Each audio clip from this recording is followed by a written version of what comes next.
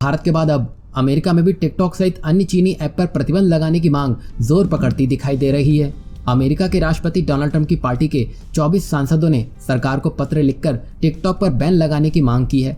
इन सांसदों ने भारत द्वारा टिकटॉक पर लगाए गए बैन की तारीफ भी की है। सांसदों ने कहा, भारत ने चीन के खिलाफ सख्त कदम उठाकर एक रास्ता दिखाया है और अब अमेरिका को भी उसी रास्ते पर चलना चाहिए। सांसदों ने भारत का उदाहरण देते हुए भी कहा है कि दुनिया के अन्य देशों को भी भारत के इस कदम से सीख लेनी चाहिए, तब जाकर हम चीन को एक तगड़ा संदेश दे पाएंगे। वहीं दूसरी बड़ी खबर चीन को लेकर है, जहां भारत अब चीन को खुलकर हर मुद्दे पर घेरने की सोच रहा है। गुरुवार को भारत के विदेश मंत्रालय ने फिर से चीन को घेरते हुए दक्षिण चीन सागर में चीन के दावों की धज्जियां उड़ा दी हैं। ये तो कुछ भी नहीं, अब भारत इंडो पैसिफिक में रूस को भी आमंत्रित करने जा रहा है। भारत अब रूस पर दबाव बनाकर दक्षिण चीन सागर और इंडो पैसिफिक में शामिल करना चाहता है। बुधवार को रूस के भारतीय दूत डीबी वेंकटेश शर्मा ने रूसी सरकार से आग्रह करते हुए कहा है कि रूस को अपने हितों को देखते हुए इंडो पैसिफिक क्षेत्र में शामिल होना चाहिए। डीबी वेंकटेश ने आगे कहा, हम रूस को एक बहुत महत्वपूर्ण प्रशांत शक्ति के रूप में देखते हैं। जिस तरह रूस को हिंद महासागर में रुचि है, वैसे ही भारत को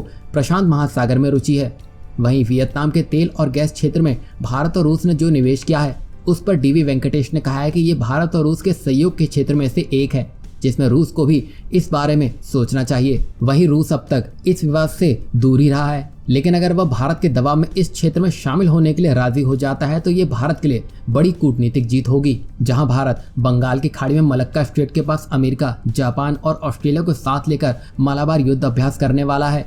यह पहली बार होगा जब क्वाड के चारों देश मिलकर बंगाल की खाड़ी में चीन के ऊपर चढ़ाई करेंगे। अब इससे ये तो साफ हो चुका है कि भारत चीन के पीछे हटने पर भी अपनी रणनीति से पीछे नहीं हट रहा है। उल्टा भारत रूस को अपने पाले में लेकर चीन को जबरदस्त जवाब देने की सोच रहा है।